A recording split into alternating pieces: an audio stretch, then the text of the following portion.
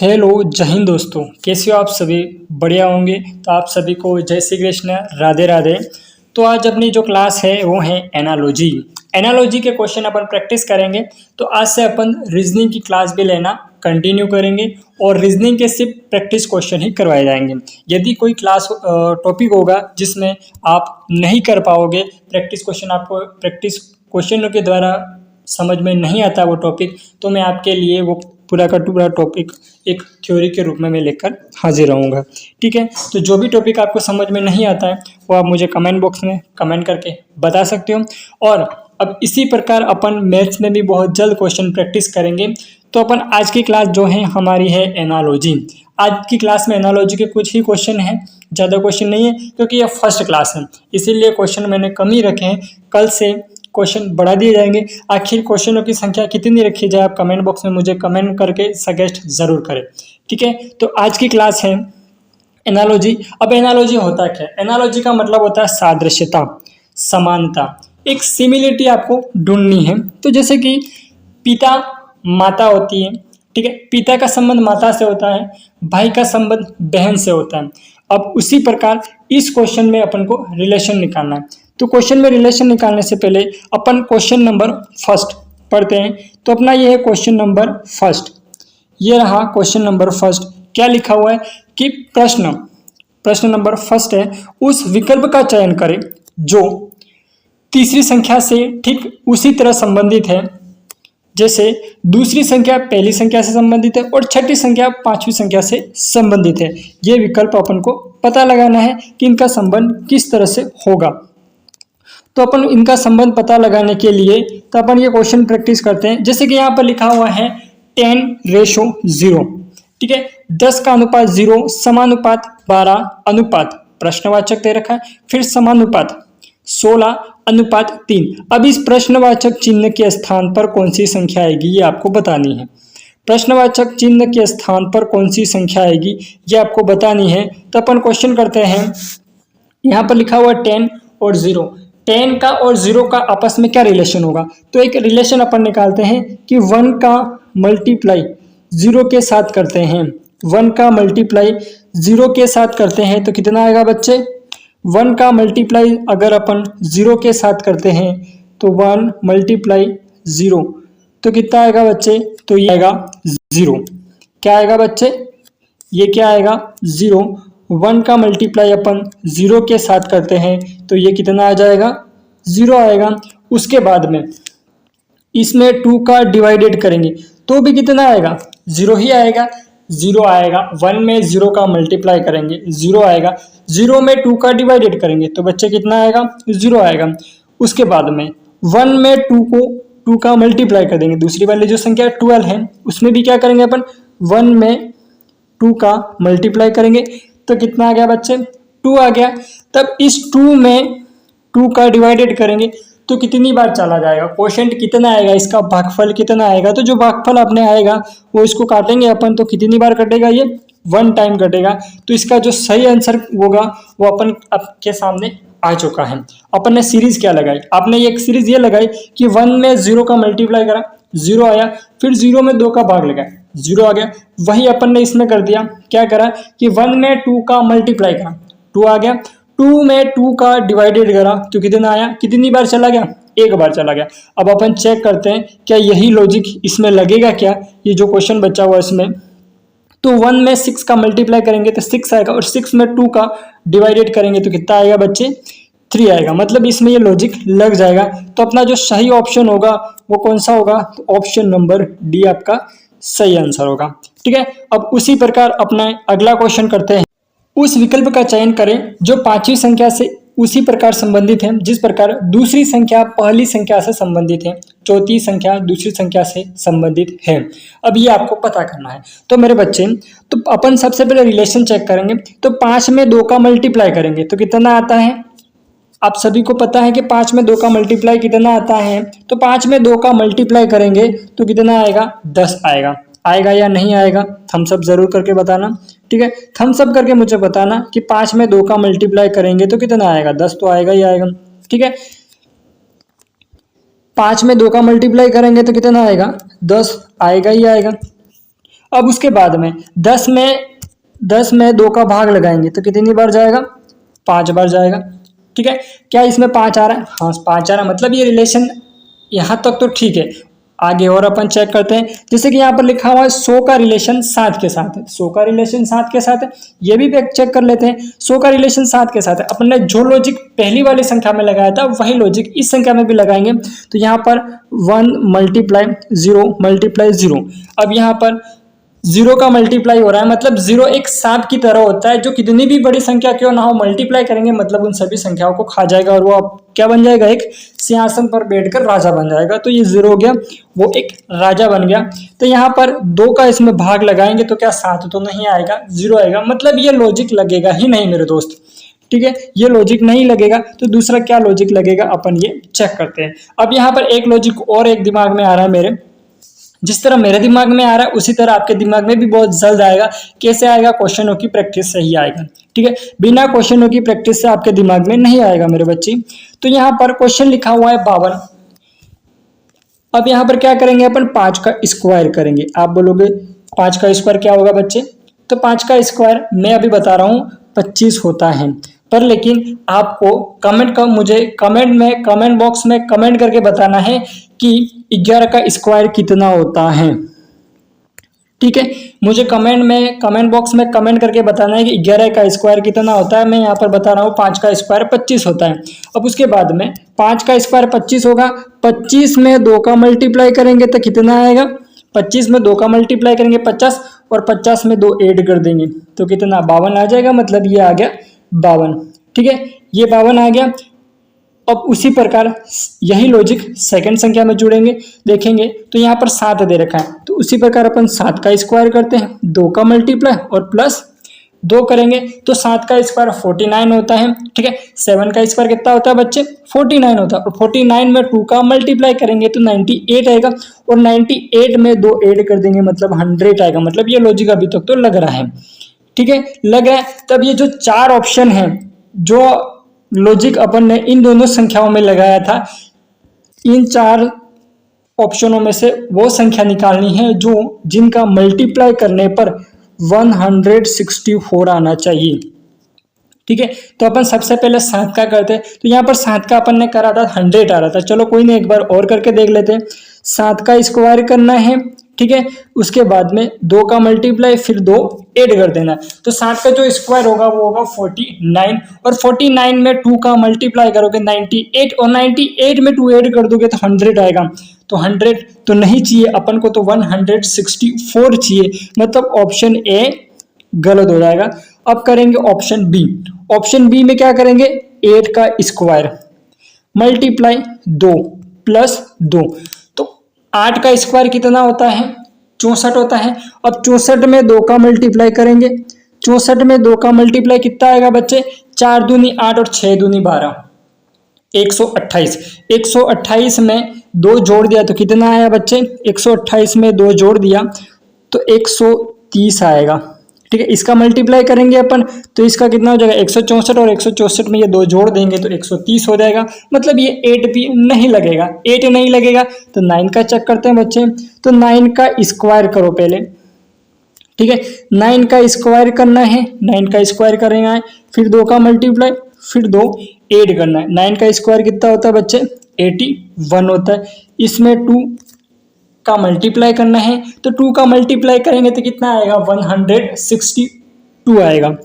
ठीक है, 162 आएगा, और उसमें प्लस 2 कर देंगे तो कितना आएगा बच्चे, प्लस 2 कर देंगे तो कितना आएगा, 64 आएगा। मतलब अपने जो इसका सही आंसर जो होगा वो कौन सा होगा, इसका जो सही आंसर होगा वो ऑप्शन नंबर सी इसका सही आंसर होगा। कौन सा ऑप्शन सही होगा, ऑप्शन नंबर सी, मतलब 9 इसका सही आंसर होगा। ठीक है, आशा करता हूं आपको इस क्वेश्चन समझ आ चुका होगा, इसका एक्सप्लेनेशन भी समझ आ चुका होगा। आपको समझ आया तो कमेंट बॉक्स में थम्स अप करके जरूर बताना। अब अगला क्वेश्चन दे रखा है यहाँ पर। अब ये अगला जो क्वेश्चन है वो किस टाइप से रिलेटेड है, तो अल्फाबेट से रिलेटेड है। अब इसमें अल्फाबेट नंबर भी आपको पता होना चाहिए। तो आपने मेरी क्लास है यूट्यूब मैंने ली है अल्फाबेट की, उसमें मैंने बताया है कि अल्फाबेट नंबर आखिर कैसे याद करते हैं। अगर आप वो क्लास जाकर देखना चाहते हो तो आप उस क्लास को ज़रूर देखें और मुझे कमेंट करके बताएं कि वो आपको क्लास कैसी लगी। ठीक है, तो अपन शुरू करते हैं अपना ये वाला क्वेश्चन है कि उस पद का चयन करें जो पांचवें पद से उसी प्रकार संबंधित है जिस प्रकार पहला पद दूसरे पद से संबंधित है। मतलब पहले का संबंध दूसरे से है, चौथी संख्या तीसरी संख्या से है, तो इनका रिलेशन क्या होगा। तो इसमें रिलेशन साफ दिख रहा है। क्या दिख रहा है बच्चे? तो यहाँ पर लिखा हुआ अमाउंट। ठीक है, अमाउंट का क्या रखा उन्होंने? माउंट। ब्रिड्ज लिखा हुआ, इसको उन्होंने क्या लिखा है? रिड्ज। ठीक है, तो ब्राइट का इसका सही आंसर क्या होगा? अब आपको तो मिल चुका होगा आंसर। नहीं मिला हो मतलब आपके अंदर आपने प्रैक्टिस करी ही नहीं है। ठीक है, एनालॉजी की प्रैक्टिस करी ही नहीं है तो बहुत जल्द प्रैक्टिस करना शुरू कर देना, क्योंकि बिना प्रैक्टिस के आप नहीं कर पाओगे। रीजनिंग एक ऐसी सब्जेक्ट है जो बिना प्रैक्टिस के हो ही नहीं सकती। मैथ ऐसी सब्जेक्ट है जो बिना प्रैक्टिस के हो ही नहीं सकती। जितनी प्रैक्टिस करोगे इतने आप मजबूत बनते चले जाओगे और क्वेश्चनों को कम समय में अधिक क्वेश्चन आप अटेम्प्ट करोगे। ठीक है, तो यहाँ पर अमाउंट लिखा हुआ है। अमाउंट लिखा हुआ है मतलब एक उन्होंने गायब कर दिया, माउंट कर दिया। इसके बाद में यहाँ पर ब्रिड्ज लिखा हुआ था, BRIDGE, तो इन्होंने फिर से बी को काट दिया, मतलब फर्स्ट अल्फाबेट को इन्होंने काट दिया। तो अपने भी क्या करेंगे, यहाँ पर इन्होंने फर्स्ट अल्फाबेट को फिर से काट लिया, तो यहाँ पर लिखा हुआ ब्राइट, फर्स्ट अल्फाबेट को काट दो। ठीक है, यहाँ पर फर्स्ट अल्फाबेट को काट दो, मतलब क्या होना चाहिए? राइट होना चाहिए। तो ये हो गया अपना राइट। कौन सा राइट हो गया? ए वाला अपना राइट हो गया। Option number A is correct answer. ठीक है, इसके बाद में अगला क्वेश्चन करते हैं। अब ये वाला जो क्वेश्चन है वो क्वेश्चन थोड़ा मिसप्रिंट हो गया है, तो इस वाले क्वेश्चन को अपन नेक्स्ट क्लास में करेंगे। ये वाला क्वेश्चन पूरा लिखा नहीं है। ठीक है, तो यहाँ पर अगला क्वेश्चन है, प्रश्न संख्या तीसरी या चौथी हो सकती है। ठीक है, तो इसमें बताना है कि समानता ज्ञात करें। अब समानता बतानी है। अब इसमें भी अब क्या होगा, आपको स्क्वायर याद होंगे तो आप इस क्वेश्चन को कर पाओगे, अन्यथा आप नहीं कर पाओगे मेरे दोस्त, क्योंकि स्क्वायर तो याद होने जरूरी है। क्यूब 10 तक याद होने चाहिए आपको। ठीक है, स्क्वायर आपको ज्यादा नहीं 1 से लगा के 30 तक तो आपको याद होने ही चाहिए स्क्वायर। ठीक है बच्चे, स्क्वायर आपको 1 से लगा के 30 तक याद होने चाहिए। और जो क्यूब है वो ज़्यादा नहीं पर लेकिन 1 से 10 तक तो याद होने ही चाहिए। 1 to 10, 1 से लगा के 10 तक तो क्यूब याद होने ही चाहिए। जब अगर आपको याद होगा तो आप क्वेश्चन में बड़े आसानी से पता लगा दोगे। अब यहाँ पर ऑप्शन नंबर ए दे रखा है। अब यहाँ पर 16 का स्क्वायर कितना होता है? 256, मतलब ऑप्शन ए सही है। और यहाँ पर 17 का स्क्वायर कितना होता है? 289। अब ये जो क्वेश्चन है वो ये क्वेश्चन एनालॉजी का नहीं है। ठीक है, ये क्वेश्चन एनालॉजी का नहीं है, पर लेकिन फिर भी अपन बता देते हैं, कर लेते हैं इस क्वेश्चन को कि 16 का स्क्वायर 256 होता है, 17 का स्क्वायर 289 होता है, मतलब 17 का स्क्वायर भी सही है और 16 का स्क्वायर भी सही है। 19 का स्क्वायर 361 होता है। 3 तो सही है, मतलब एक गलती होगा, विषमता। इसमें अलग कौन सा है वो पता लगाना है, इसमें विषमता ज्ञात करनी है। ठीक है, जिन्होंने ये टाइप करी है PDF उन्होंने थोड़ा गलत कर दिया है, तो फिर कोई ना, अपन सही कर देते हैं। ठीक है, तो यहाँ पर विषमता ज्ञात करनी है। तो विषमता ज्ञात करने के लिए जो 20 का स्क्वायर होता है वो कितना होता है बच्चे? तो जो 20 का स्क्वायर होता है वो 400 होता है, पर लेकिन यहाँ पर कितना दे रखा है? 441। 441 तो 21 का स्क्वायर होता है। किसका स्क्वायर होता है? 21 का स्क्वायर होता है 441, मतलब ऑप्शन डी अपना कौन सा हो, क्या होगा? ऑप्शन नंबर डी आपका सही आंसर होगा। क्या होगा आंसर? ऑप्शन नंबर डी सही हो जाएगा। ठीक है, तो अगला क्वेश्चन आपने लिखा हुआ है कि उस विकल्प का चयन करें जो समानता दर्शाए। उस विकल्प का चयन करें जो समानता दर्शाए। जैसे कि यहाँ पर गाय बैल है। ठीक है, गाय से जो जन्म लेता है, ठीक है, वो बैल होता है, बड़ा होने के बाद बैल ही बन जाता है। ठीक है, तो चूहिया का क्या होगा? यहाँ पर इन्होंने चूहे कर दिया। चूहे एक प्लूरल वर्ड है, बहुवचन वर्ड है। ठीक है, चूहा लिखना चाहिए था, पर कोई ना, फर्स्ट क्लास है इसलिए चलेगा। तो यहाँ पर गाय का संबंध बैल के साथ है, तो चूहिया का संबंध किसके साथ होगा? चूहे के साथ होगा, कुत्ता के साथ होगा, बिल्ली के साथ होगा, या गधे के साथ होगा। अब यहाँ पर गधा और कुत्ता ये तो दोनों हो ही नहीं सकते। ठीक है, हाँ बिल्ली के साथ होता, पर लेकिन गाय का घास लिखता।